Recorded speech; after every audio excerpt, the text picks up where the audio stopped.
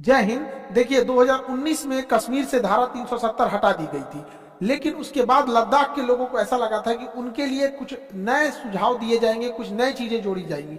हालांकि वादा किए गए थे लद्दाख के लोगों के साथ कि उनको बहुत सारी सुविधाएं दी जाएंगी, लेकिन आज लद्दाख के लोग विरोध कर रहे हैं। तो हम लोग समझते हैं कि धारा 370 हटने के बाद क्या है 371 और क्या है शेड्यूल 6 जिसकी लद्दाख के लोग मांग कर रहे हैं। देखिए 5 अगस्त 2019 को कश्मीर से 370 हट गया। 370 में कश्मीर को अपना अलग संविधान बनाने का अधिकार देता था और 35A जो था वो ये कहता था कि जो रीमेन भारत है, जो शेष भारत है, वहां के लोग कश्मीर में जाके अस्थायी रूप से नहीं रह सकते। ये दोनों धाराएं को हटा दिया गया था जम्मू कश्मीर से। हालांकि उस समय काफी सिक्योरिटी बढ़ा दी गई थी, इंटरनेट शटडाउन किया गया था जो वक्त के हिसाब से जरूरी था, और अगर ये सब नहीं किया गया रहता तो कश्मीर में उस समय इतनी शांति से ये नहीं हट सकता था। अब जब हटाने के बाद हुआ क्या कि जम्मू कश्मीर का ये एरिया तो जम्मू कश्मीर हो गया और ये पूरा का पूरा एरिया यूनियन टेरिटरी, दोनों यूनियन टेरिटरी हो गए लद्दाख में। अब चीजें कहां से बदलती है, देखिए जम्मू कश्मीर को बजट ज्यादा मिल रहा है और लद्दाख को बजट कम मिल रहा है। इसके अलावा जम्मू कश्मीर में जो भी जॉब है, जम्मू कश्मीर में जॉब ज्यादा है, इंस्टीट्यूशन ज्यादा है, मेडिकल स्कूल ज्यादा है, इंजीनियरिंग कॉलेज ज्यादा है। लद्दाख में इस सब की मात्रा एकदम ही कम है। इसके अलावा जम्मू कश्मीर की इकोनॉमी ठीक चलती है। वहां ड्राई फ्रूट जो होता है, पूरी इंडिया में सबसे ज्यादा ड्राई फ्रूट के मामले में कश्मीर फेमस है। यहाँ पे कश्मीर का सेब, कश्मीर का केसर, ये वॉलनट्स, ये अखरोट, ये सब चीजें वहां बहुत जाती है, जबकि लद्दाख पूरी तरह से बंजर एरिया है। तो लद्दाख के लोग इसका कह रहे हैं कि भाई आप एक ही हमारे पे भी देखिए यहाँ पर इस चीज को गौर करने के लिए। लद्दाख में एक और प्रॉब्लम क्या है, टूरिज्म अगर देखेंगे तो कश्मीर के एरिया में टूरिज्म बहुत बेहतर ढंग से है यहाँ पर, लेकिन अगर वहीं लद्दाख की बात करेंगे तो वहाँ बंजर पहाड़ है, बहुत हार्ड वहां पे जाना होता है, सड़कें भी उतनी अच्छी से नहीं है, बर्फ का बहुत मार झेलना पड़ता है, मौसम एकदम खतरनाक हो जाता है लद्दाख के एरिया का। तो लद्दाख के लोगों को लग रहा है कि भाई 370 हटने के बाद हमें क्या मिला, मतलब वहां पे तो एक हो गया कि चलिए उन्हें बजट मिल रहा है, इसके अलावा और भी अगर देखेंगे तो जम्मू कश्मीर में इधर के दिनों में देखेंगे गवर्नमेंट बहुत तेजी से इंफ्रास्ट्रक्चर बिल्ड कर रही है। अभी T5, T15 से T15 ये सब करके टनल्स का निर्माण किया गया है। वहां पे बहुत बड़े ब्रिजेस का निर्माण किया गया है, चिनाब नदी वगैरह पर रेलवे नेट कनेक्टिविटी को बढ़ाया जा रहा है। लेकिन लद्दाख में ये सब नहीं हो रहा है, तो लद्दाख के लोगों का भी गुस्सा है इस बात को लेकर। अब सबसे बड़ा क्या हुआ, जब 2019 में 5 अगस्त 2019 को जब कश्मीर को 2 भागों में तोड़ा गया तो कहा गया कि ये भी यूनियन टेरिटरी रहेगा और ये भी यूटी रहेगा, यूनियन टेरिटरी। लेकिन जम्मू कश्मीर के यूनियन टेरिटरी को इन्होंने विधानसभा दे दिया, और विधानसभा देने की वजह से कि जम्मू कश्मीर पर केंद्र सरकार का 100% कंट्रोल नहीं रहेगा, बल्कि बड़े बड़े मुद्दों पर कंट्रोल रहेगा। और मीडियम और छोटे लेवल के लिए जम्मू कश्मीर विधानसभा बना दी गई ताकि यहाँ के लोग चुनेंगे और यहाँ के लोग अधिकारियों पे अपना कंट्रोल रखेंगे, जबकि लद्दाख को यूनियन टेरिटरी में विधानसभा का दर्जा नहीं दिया गया। अब जब विधानसभा का दर्जा नहीं दिया जाएगा तो जम्मू कश्मीर को तो अपने लीडर्स मिलेंगे जो इनकी बातों को विधानसभा तक ले जाएंगे, और विधानसभा एक पावरफुल चीज होती है, यहाँ कोई भी बात बोलेंगे रिकॉर्ड होता है, उस पर जवाब देना होता है, क्या प्रोग्रेस हुआ क्या प्रोग्रेस नहीं हुआ। जबकि अगर आप लद्दाख को देखिएगा तो यहाँ यूनियन टेरिटरी नहीं है, तो वहाँ ब्यूरोक्रेसी आ जाएगी। अब ब्यूरोक्रेसी में अधिकारियों का शासन होता है, वो किसी के प्रति जवाबदेह नहीं होते, जनता के प्रति तो जवाबदेह बिल्कुल नहीं होते हैं। आपको याद होगा दिल्ली के त्यागराज स्टेडियम में एक IAS अधिकारी को अपना कुत्ता टहलाना था, तो जितने एथलीट प्रैक्टिस कर रहे थे सबको स्टेडियम से खाली करा देते थे। तो ये तो होती है ब्यूरोक्रेसी। तो ब्यूरोक्रेसी में चला गया है ये लद्दाख क्या हो जाएगा, एकदम डिक्टेटरशिप टाइप का हो जाएगा यहाँ पे। तो यहाँ के लोगों का कहना है कि क्या हो रहा है। और 2019 से जब 370 हट गया तो बहुत सारी कंपनी यहाँ आके, प्राइवेट कंपनी यहाँ इंफ्रास्ट्रक्चर बिल्ड करने लगी, टूरिस्ट प्लेस खोलने लगे, बड़े बड़े होटल खोलने लगे, रेस्टोरेंट खोलने लगे। इससे क्या है कि लद्दाख की जो मूल जो स्ट्रक्चर था कि लद्दाख एक नेचर वाला था, वो अपने प्रकृति और पर्यावरण से मेल मिलाप करके रहता था, लद्दाख की ये चीजें खराब होने लगी, जिस वजह से लद्दाख के लोग सड़कों पर उतर गए और लद्दाख को बचाने की मांग करने लगे। और वो लोग का मांग में एक चीज था कि वो लोग शेड्यूल 6 में जोड़ने के लिए कह रहे थे, our demand to add Ladakh in schedule 6।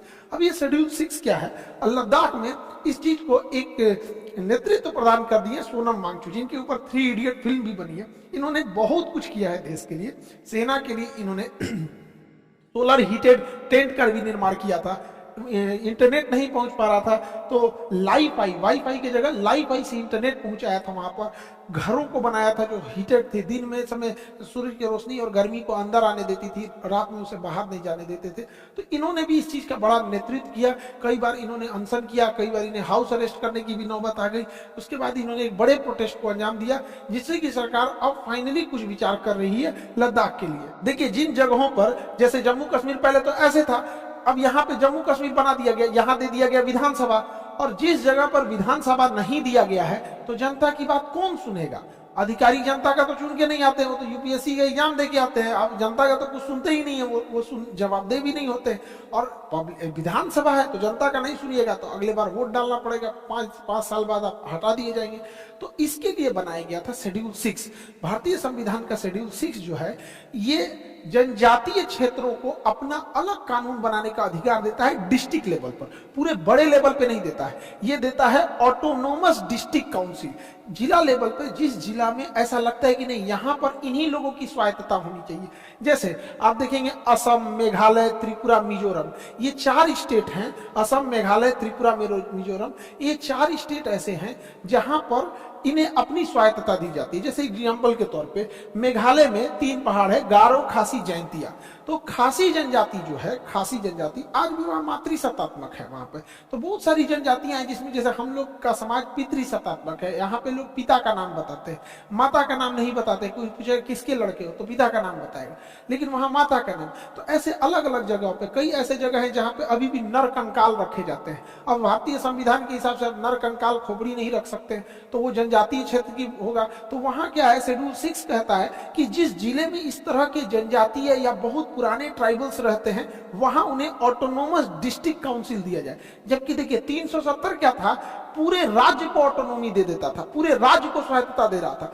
लेकिन आर्टिकल 6 उस राज्य के अंदर कुछ खास एरियाज को मतलब अधिकार देता है। तो यही कहना है लद्दाख के लोगों का कि यहाँ बड़ी बड़ी कंपनियां आ जाएंगी और ये पूरी पहाड़, पूरी इकोसिस्टम को नाश देंगी। इसलिए हमें शेड्यूल 6 दे दीजिए, और शेड्यूल 6 में हम डिसाइड करेंगे कि कौन कौन एरिया ऑटोनोमस रहेगा। वो डिसाइड कर देंगे, जो जो हाईली सेंसिटिव जोन है उसको एडीसी में डाल देंगे, ऑटोनोमस डिस्ट्रिक्ट काउंसिल, कि यहाँ कोई आके इन्वेस्टमेंट नहीं कर सकता। तो जिस जिस जगहों को बचाना चाहते हैं, जैसे बिहार में, जैसे अगर घाट है, बिहार की जितनी नदियां हैं उसके घाट पे छठ की पूजा होती है। पता चला कोई कंपनी आई और घाट को कह दिया कि हम इसको अपने लिए यूज करेंगे, छठ पूजा आप कहीं और करके दीजिए, बवाले हो जाएगा। तो हम लोग भी उसके लिए क्या कहेंगे कि भाई ये काम करो, तुम्हें कंपनी बनाना है तो ये छठ का जो घाट है ना, ये हम लोग के लिए छोड़ दो शेड्यूल 6 में, इसमें हम ही लोग का अपना ऑटोनोमस रहेगा।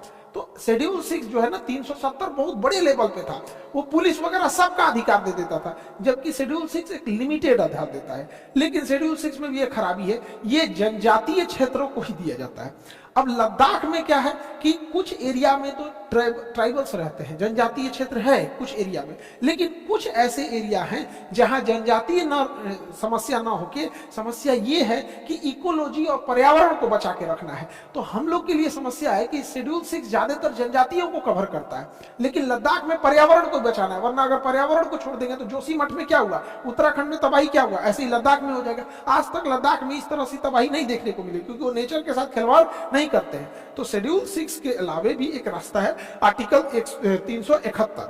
देखिए 370 तो जम्मू कश्मीर में पूरी तरह स्वतंत्रता देता था, जबकि 371 कहता है कि किसी भी स्टेट के अंदर अगर आप किसी एरिया को स्पेशली प्रोटेक्ट करना चाहते हैं, वहीं के लोग वहां का कानून बना सके, वहां के लिए स्पेशल कानून बनाना चाहते हैं, तो 371 के तहत A, B, C, D ऐसे करके आप जोड़ सकते हैं। बट ये 370 की तरफ पूरे स्टेट को आपके अंडर नहीं कर देगा। कोई स्टेट के अंदर कोई खास चीज को आप रोक सकते हैं। जैसे गुजरात में कोई एरिया है, जैसे कच्छ का एरिया सेंसिटिव है, तो 371 में डाल देंगे कि हाँ इस कच्छ के एरिया सेंसिटिव एरिया है, यहाँ आप कंस्ट्रक्शन नहीं कर सकते। उसी तरह से हालांकि ये चीजें 370 इतना हार्ड नहीं है, बट ये है कि किस खास एरिया को कर सकते हैं। अब इसमें ये रोक टोक नहीं है कि आप जनजातियों के लिए ही करिएगा, आप किसी चीज के लिए कर सकते हैं। जैसे 371 में महाराष्ट्र और गुजरात के लिए कुछ एरियाज को स्पेशली किया गया था। 371A में ये स्पेशल प्रोविजन दिया गया था नागालैंड के लोगों को कि कुछ खास एरिया में अपने ट्राइबल्स को रह सकते हैं। 371B में जो था वो असम में था, 371C के मणिपुर में, उसी तरह आंध्र प्रदेश में था। तो ऐसे ऐसे करके था। तो उसी में यहाँ पे 371 बी सी डी ई ऐसे करके है, तो हम लोग बेसिकली इसे जोड़ना चाहेंगे। अब सरकार इस बात का प्लान कर रही है कि लद्दाख को 371 के तहत जो जो मांगे हैं उनकी, कि हमारा नेचर डिस्टर्ब नहीं होनी चाहिए, हमारी नदियां दूषित नहीं होना चाहिए, यहाँ इतने फ्लोर से ऊपर बिल्डिंग्स नहीं होनी चाहिए, जब भी बिल्डिंग बनेगी तो कॉटेज शेप में बनेगी, तो वो सब चीजों को 371 के तहत जोड़ दिया जाएगा।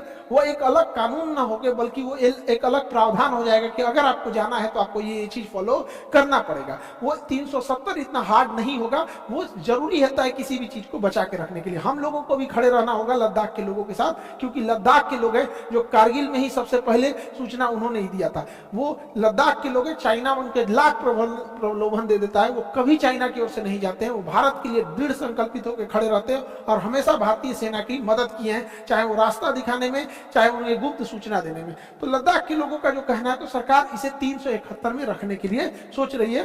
और क्या मांग है कि जैसे केंद्र सरकार अपने अधिकारियों को नियुक्ति करने के लिए यूपीएससी के थ्रू एग्जाम लेती है, राज्य सरकार अपने पीसीएस के थ्रू, जैसे बिहार में अगर कोई बड़ा पोस्ट चाहिए एसडीएम डीएसपी ये सब चीजों को, तो बीपीएससी के थ्रू जा सकते हैं। उसी तरह लद्दाख के लोगों के लिए लद्दाख पब्लिक सर्विस कमीशन होना चाहिए, एलपीएससी होना चाहिए, जो लद्दाख के लोगों को वहां पे एडमिनिस्ट्रेशन दे सके। अब पता चला कोई बिहार का है, कोई महाराष्ट्र का है, कोई यहाँ से ड्यूटी करने लद्दाख जाएगा, उसको समझ में नहीं आएगा, और अगर वहीं के लोग रहेंगे तो शासन अच्छे से हो सकता है। इसके अलावा जो छोटे कर्मचारी होते हैं, जो मिडिल लेवल के कर्मचारी होते हैं, उनकी भर्ती के लिए एसएससी होती है।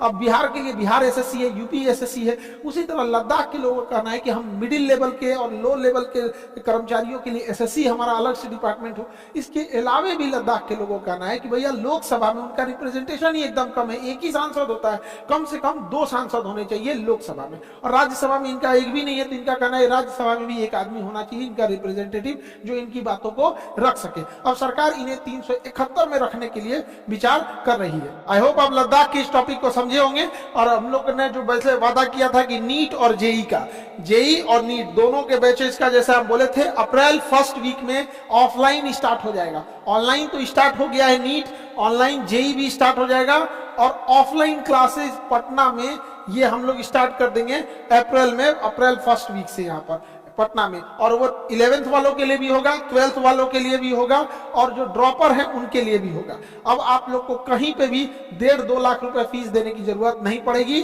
आप वही कोटा के टीचर से, अब आप पटना में ही बैठे, आप वही फीस को कुछ पैसों में आप लोग पढ़ सकते हैं, चाहे वो 12th 11th 12th या ड्रॉपर हो, जो भी हो। इंग्लिश मीडियम में होगा सेपरेट बैच, हिंदी मीडियम वालों के लिए सेपरेट बैच होगा।